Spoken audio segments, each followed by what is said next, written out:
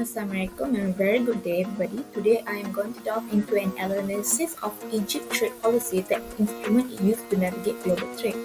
So first of all, my name is Nurani Mani Bentinawaza. I am from section 01. So my subject is international trade policy.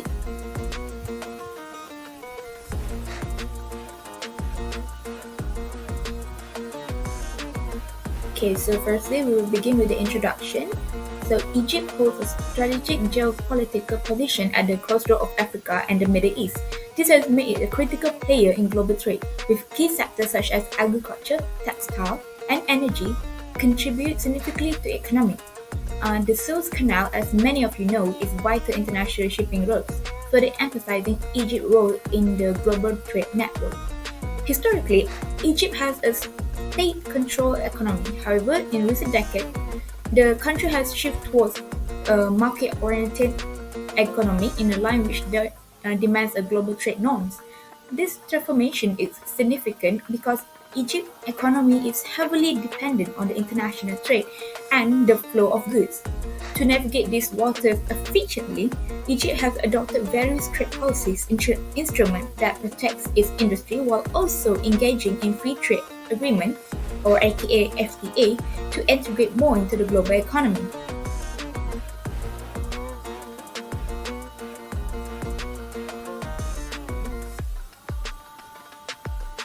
Okay, next is the objective.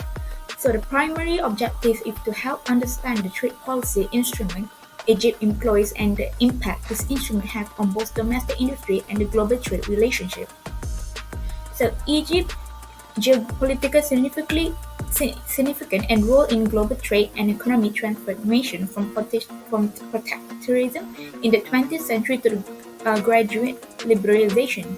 The key trade policy instrument Egypt used is the impact of government intervention, policy recommendation to improve Egypt policies in international trade.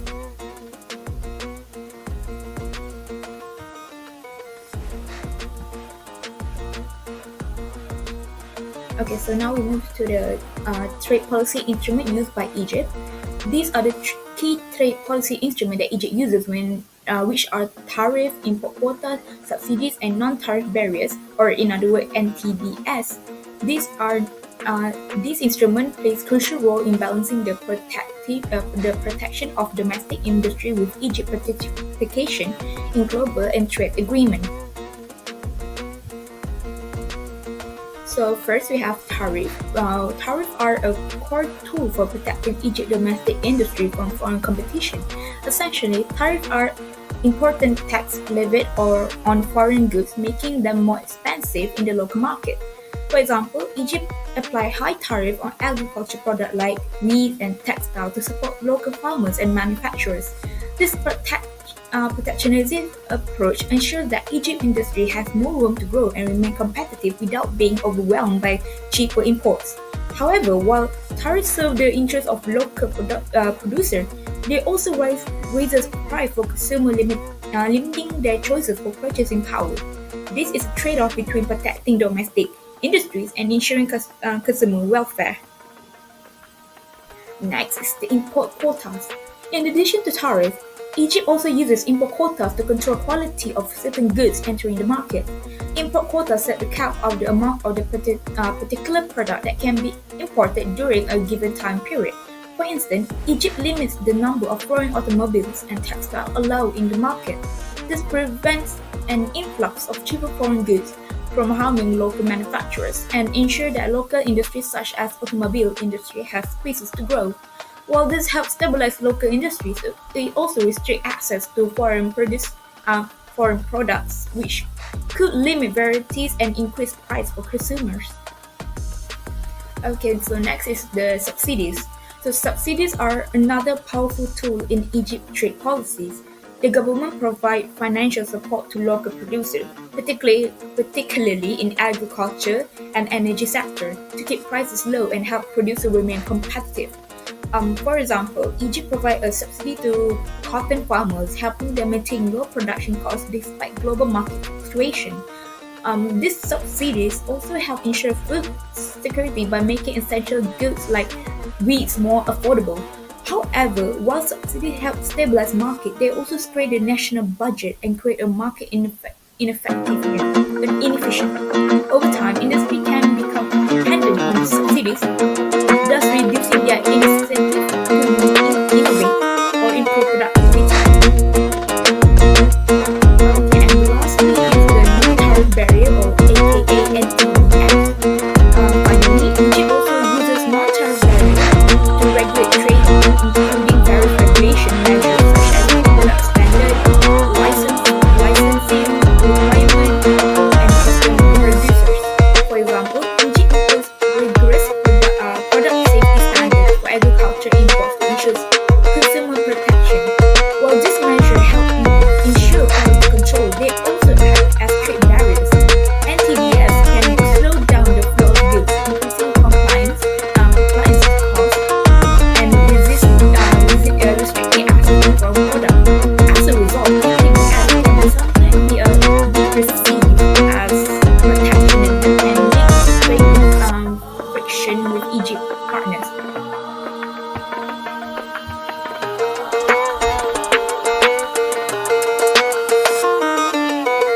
Okay, so next we have the impact of government intervention. So the impact of Egypt government intervention on both domestic economy and its global trade relationship. While Egypt trade policies aim to protect vulnerable industries, they also come with trade-offs, particularly in terms of consumer welfare, government revenue, and international relations. So the first one is protection of domestic industry. The primary benefit of Egypt trade intervention, particularly through tariff and subsidies, is the protection they offer to domestic industry. By shielding sectors such as agriculture, textile, and energy, the government helps maintain jobs and ensure economic stability in this crucial industry. For example, Egypt cotton industry benefit greatly from subsidies, which allow local farmers to produce cotton at competitive prices and ensure and secure export market. Similarly, the energy sector is bolstered by subsidy, which help keep energy prices low for Egyptian consumers. However, this protectionism approach may cause local industry to become complicit and not innovate as quickly as they should. This can make this industry less competitive globally in the long term. So next is the consumer welfare. One of the major drawbacks of Egypt protectionism policy is their impact on consumer welfare. While tariffs and quotas help protect local industry, they raise the price of import goods. This results in higher prices on consumer, especially for essential goods such as food, medicine, and energy. For example, while prices in Egypt have risen due to tariff on wheat imports, which directly affect consumers' purchasing power. Additionally, import quotas on textile and automobile restrict the variety of goods available in the market. Consumers are forced to pay higher prices for limited choice, reducing overall consumer welfare and suffocation. Okay, so next is the government revenue. Egypt's reliance on tariff revenues has been an important source of government income, helping fund various social programs and subsidies. However, this dependency poses a long-term risk as global trade liberalization pushes for reduced tariff. Egypt will eventually need to diversify its revenue sources to avoid fiscal instability, as international trade agreements require further tariff reduction. And lastly, we have the international relationship and the WTO compliances. So Egypt trade intervention has global consequences. As a member of the World Trade Organization, or aka WTO, Egypt is bound by international rules that limit tariff and subsidies. Not compliance with this rule can lead to trade dispute with its international partners, particularly with the EA and the United States, who advocate for free trade principles. For example, Egypt used the NTBs to restrict imports and leads to trade conflict with other WTO members, who may view this measure as discriminatory. Egypt must balance its trade protection policy with its international trade obligation to maintain healthy trade relation and ensure continued access to global market.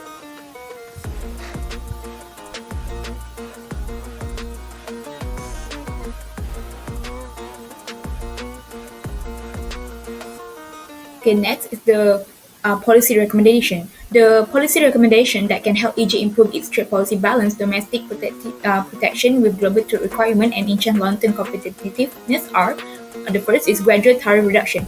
First and foremost, Egypt should begin gradually reducing tariff, especially on the intermediating goods to encourage local industry to become more competitive. A phase reduction will allow industry to adjust to global market dynamic while still providing the same protection during the transition period. This approach will help will help lower production costs, improve consumer price, and increase Egypt global competitiveness. Next is strengthening transparency in NTBS. Egypt should focus on increasing transparency in the non-tariff barrier NTBS, streamlining customer procedures, simplifying product standard, and improvising the predictability of regulation, which make it easier for foreign businesses to enter the market. This will not only enhance Egypt foreign direct investment (FDI) attractiveness, but also improve Egypt's reputation as a fair and open market. Okay, next is the invest in innovation. Egypt should invest heavily in technological innovation and research and development (RDR) to ensure its industry remains globally competitive. By offering initiatives for businesses to innovate, Egypt can reduce its dependency on trade protectionism and create substantial economic growth. Support for R&D in manufacturing, agriculture, technology will foster development on high-value industry, making Egypt more competitive in an international market. And finally, there is the compliance with the WTO rule. Finally, Egypt must continue to adhere to WTO regulation to ensure smoother international relation and avoid trade dispute. Aligning Egypt's trade policy with global standards will ensure continued access to international market and prevent retaliatory measures from trade partners. By improving transparency and ensuring compliance with WTO rules, Egypt can strengthen its trade relations and boost market access.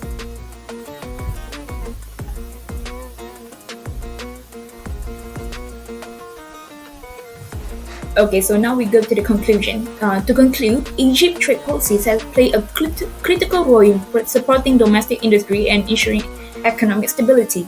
However, the protective measure, while beneficial in the short term, have also created a challenge, especially in terms of consumer welfare and international relations. As Egypt seeks to modernize its economy and compete in a globalized market, it must find a balance between protecting local industries and embracing international trade. By adopting a gradual approach to tariff reduction, improving transparency in non-tariff barriers, and investing in technological innovation, Egypt can secure a long-term economic growth and global competitiveness in an increasing interconnected world.